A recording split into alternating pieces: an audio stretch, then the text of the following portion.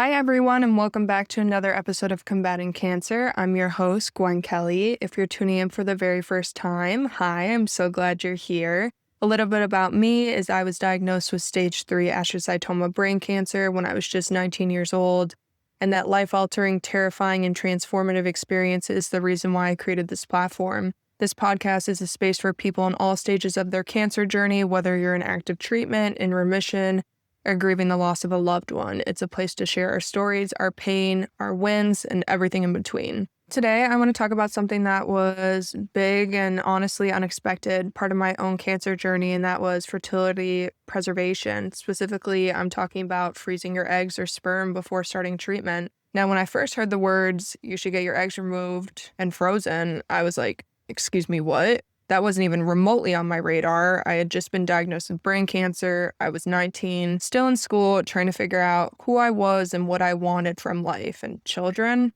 that felt like years away. But here's what happened. Before I even began radiation or chemo, my doctors brought it up right away. They asked me, do you want kids one day? And I just remember sitting there. I was stunned. I didn't know how to answer. I thought, maybe I want kids someday, but I wasn't even close to making that decision. I was still trying to figure out how I was going to complete school while going through cancer treatment. And that's when they told me something that stuck with me.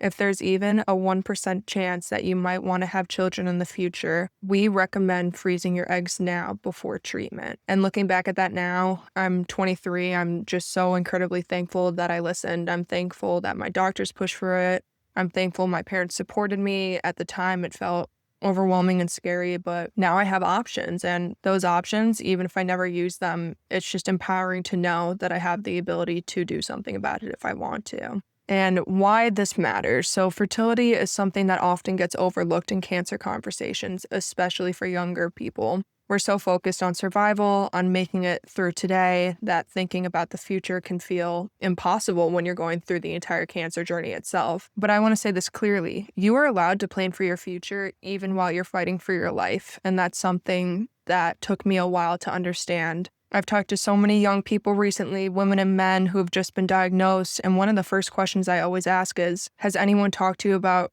preserving your fertility? Because even though it might seem like a small thing now, it could matter a lot later, and you deserve to know your options. So, real talk here. The process of freezing your eggs is not fun. I remember walking to the fertility clinic with my mom and feeling like I didn't belong. I was the youngest one there by far. Most people in the waiting room were there because they'd been trying to start a family for years, and here I was just trying to survive brain cancer and figure out what my next steps were going to be. I knew that once the process was over, I was going to go immediately into radiation, and my entire world was going to be flipped upside down more than it already was. And the process involved hormone shots that I had to inject into my stomach daily for about 10 days. I had bruises all over my stomach. The shots weren't extremely painful itself, but the emotional weight of it all, it was just a lot. I was overwhelmed. I was scared. And honestly, I was pretty angry that this was now also a part of my reality. I can remember crying in the bathroom and saying, I don't want to do this, after the doctor showed me the entire bag of shots that I was going to have to give myself. But at the end of the day, I'm so glad that I went through it all. And here's the thing, when you're diagnosed with cancer, everything feels urgent. Everything is happening at once, but fertility preservation is one decision that could give you peace of mind for years to come. Even if you're unsure about whether you want children, even if you think it might not be possible, just knowing you have the choice is powerful. And I think that's what this conversation is really about. It's about the choice, it's about advocacy, and it's about empowerment. You deserve to have a say in your future, not just your treatment, but your life beyond cancer. And you can also make the fun joke that I continuously make, where I say, I wonder where my eggs are, because they're frozen somewhere in a bank and, I forget about them. But also I want to say one of the positive things about getting your sperm and your eggs preserved is that you can do genetic testing on them. I know one of my biggest fears when the doctors brought this up about preserving my eggs was,